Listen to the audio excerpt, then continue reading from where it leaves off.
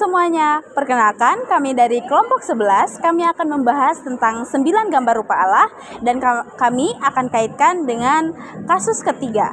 Sebelumnya, kami beranggotakan 6 orang dan berikut nama-namanya.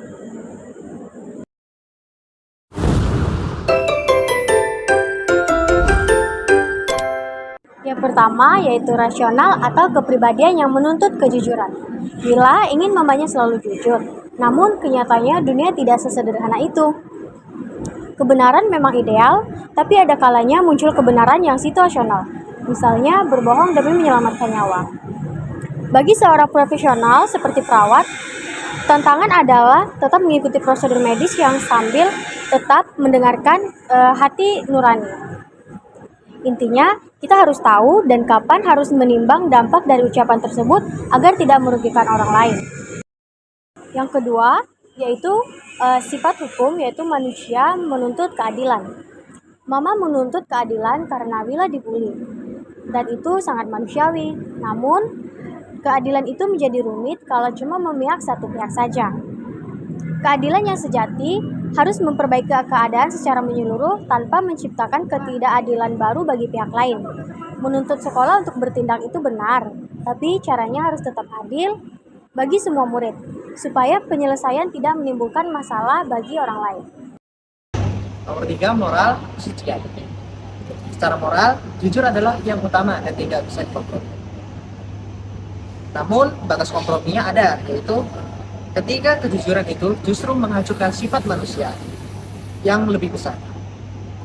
Sebagai gambaran Allah, kita memang dipanggil untuk hidup bermoral. Namun, kita juga dibekali untuk hikmah, bijaksana, melihat situasi yang mendesak.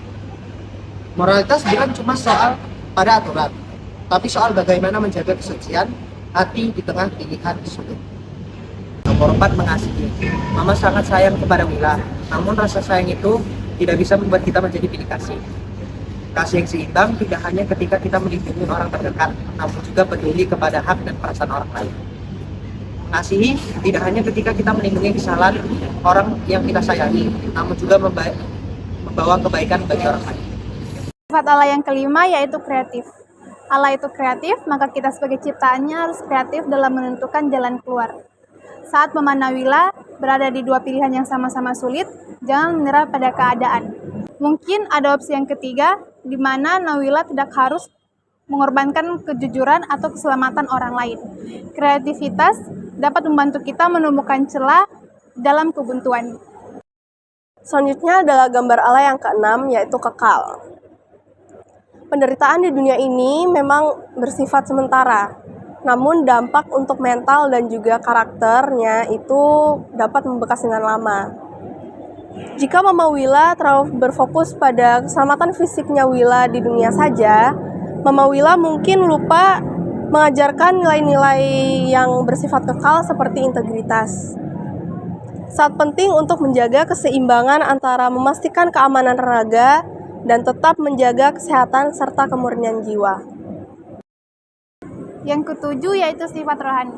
Sifat rohani seseorang tidak dilihat dari seberapa hafal dia tentang teori, melainkan saat dia mengambil keputusan yang benar di saat yang genting. Ini soal percaya bahwa Tuhan akan memelihara hasilnya. Meskipun secara logika, situasi tersebut terlihat sangat berisiko atau merugikan posisi kita di dunia.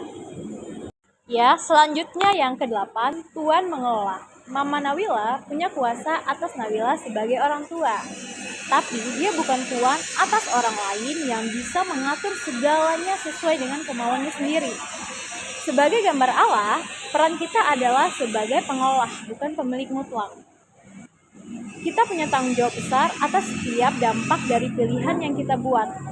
Bahkan untuk dampak yang tidak langsung menimpa kita secara pribadi. Yang selanjutnya yaitu yang ke-9, kesetaraan relasi sosial.